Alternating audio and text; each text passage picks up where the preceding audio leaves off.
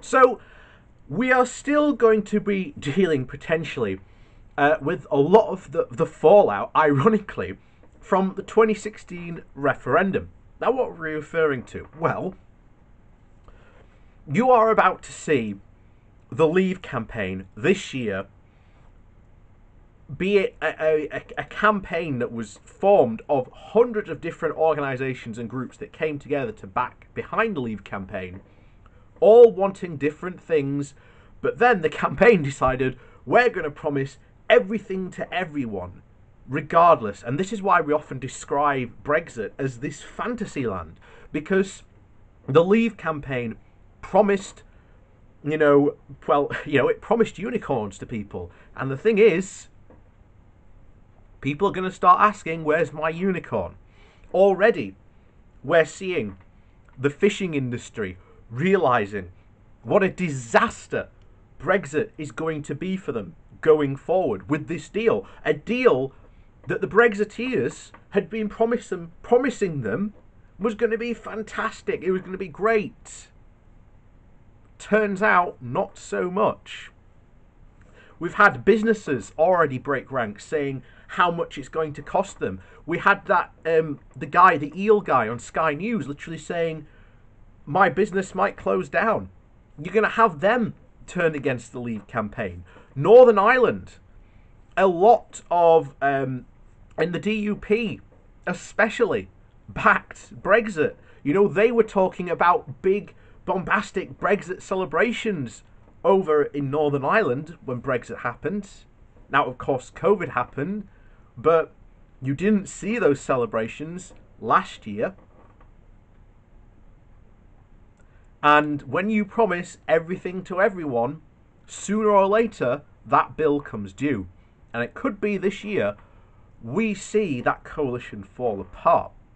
And if that coalition falls apart, there are massive opportunities for us. So, before we get into that article, please do hit that like and share button. And of course, down below there's a link to my Patreon page and a one-off donation link. And thank you very much to the people who do follow and support me that way. And on in today's article, this comes from Prospectus magazine, I think it is. Yeah, Prospect magazine, that's it.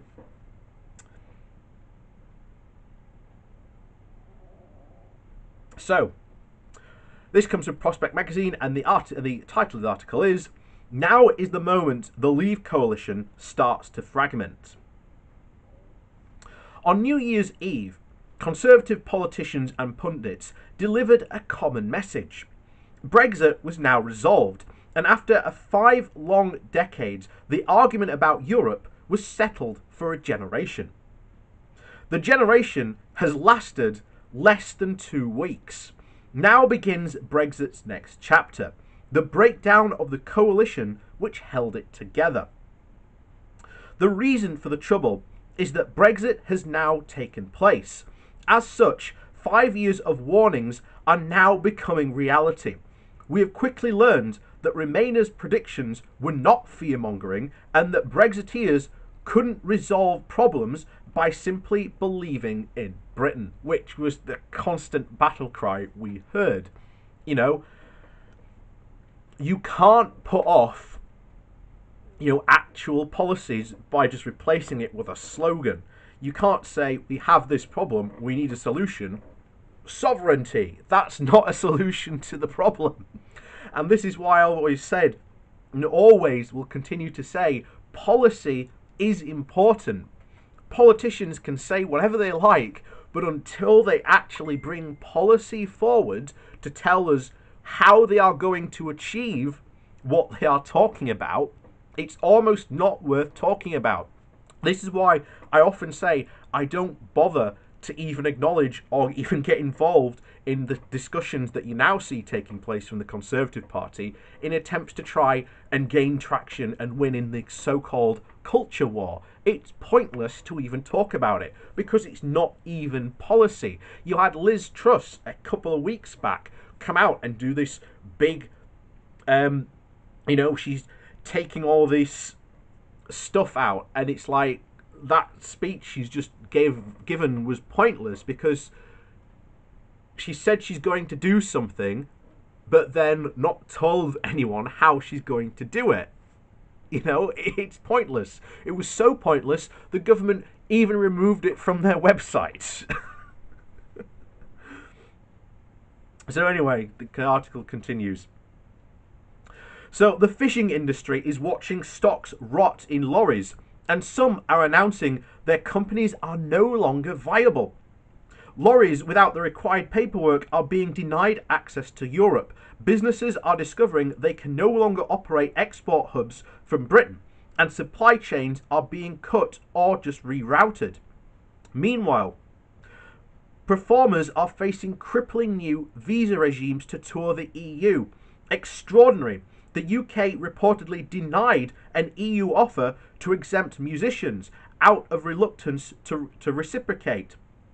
Boris Johnson famously said, "F business," and now he truly has. The first site of visible discontent is in Northern Ireland. Supermarkets are reporting extensive disruptions to their deliveries, and consumers are being locked out of product ranges. The promised light touch regulation in the Irish Sea has in fact become a hard economic border. Last Wednesday, the Democratic Unionist MP Ian Paisley Jr. called for the intervention of a safeguard mechanism in the Northern Ireland Protocol, or failing that, the removal of the protocol altogether. He described it as an unimaginable disaster and impediment to trade. The Prime Minister continues to deny the existence of such barriers, however, even in the face of documented evidence. But this damage was both foreseeable and foreseen. It was indeed the reason so many people on all sides of the Brexit debate opposed Boris Johnson's deal and Theresa May's before it, and that is unlikely to placate the DUP. Northern Ireland is also essential to the second fracture. The UK government now has a crucial choice, whether to privilege independence or close harmonisation with the EU. The Singapore on the Thames model, so beloved of the Brexit free market wing, could rapidly diverge from Brussels. The problem is not simply retaliatory EU tariffs with all the implications it brings. It is also a hardening of the border in the Irish Sea. And for now, any British divergence from the EU will also be a divergence from Northern Ireland. The more Westminster breaks free from the EU single market, the more it breaks up the UK. It could have significant constitutional as well as economic implications for the constituent UK national, now firmly from the constituent UK nation, now firmly in the EU, and thus Ireland's regulatory orbit. Brexiteers, in effect, must decide if they want to, quote, take back control of British rules or the British Union. But of course, the choice is not only about the Union. A whole range of arguments now wait to split the Leave movement. An early row has emerged over bee-killing pesticides, banned in the EU. Others will soon follow.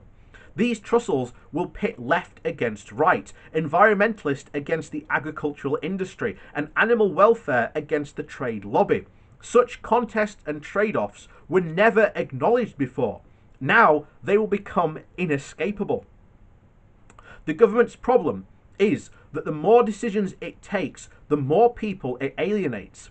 Prime among them are the voters in the Red Wall constituencies. When last week Johnson was asked to identify tangible benefits of Brexit to voters who felt left behind, he could only think of two: free ports and the ban on pulse fishing.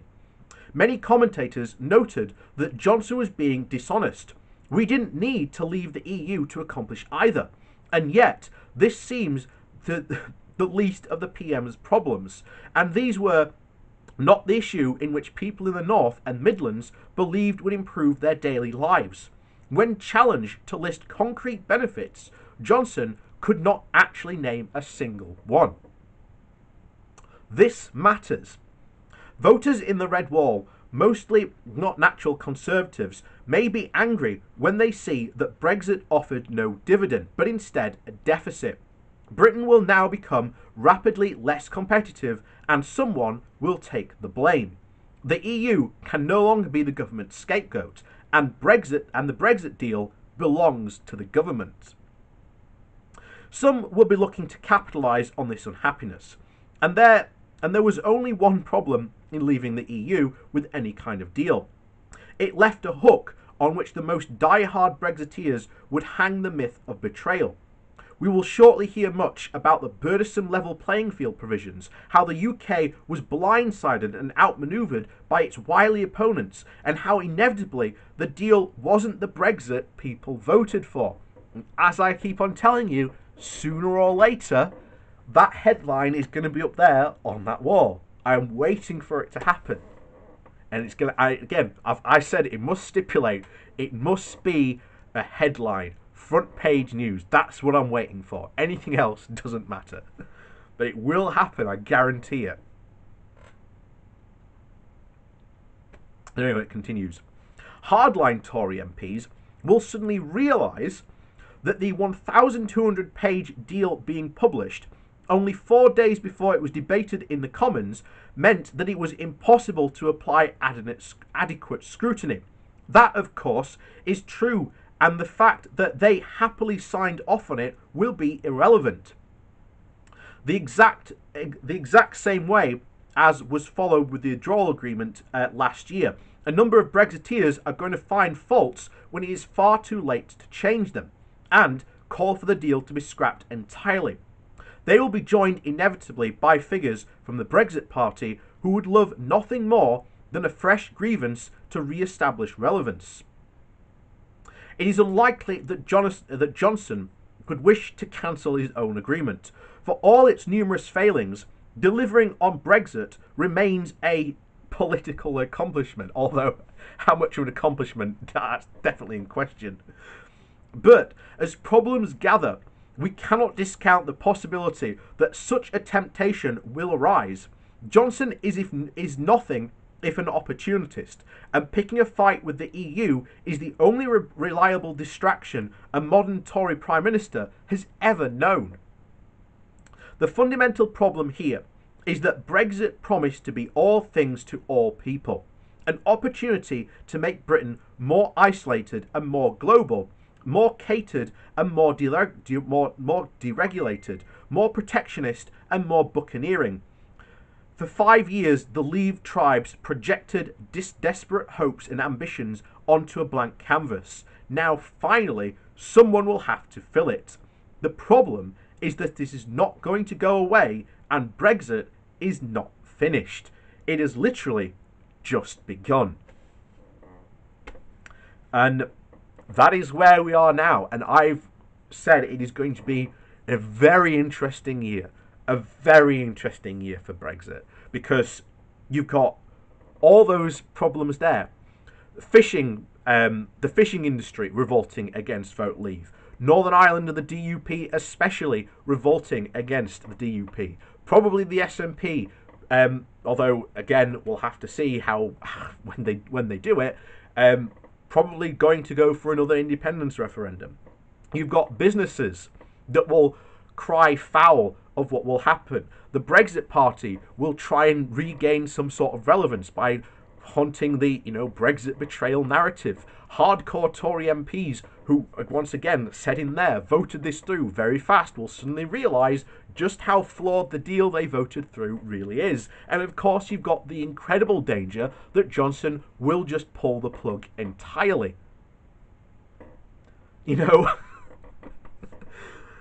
We're only, 2 weeks into the year now, and still, as to echo what was said at the start of that article, this whole thing was meant to be settled for a generation. Turns out that generation has lasted all but 2 weeks. And so, as always, please do hit that like and share button on your way out. And of course, down below there is a link to my Patreon page and a one-off donation link. And thank you, as always, to the people that do support me that way. And we'll see you next time.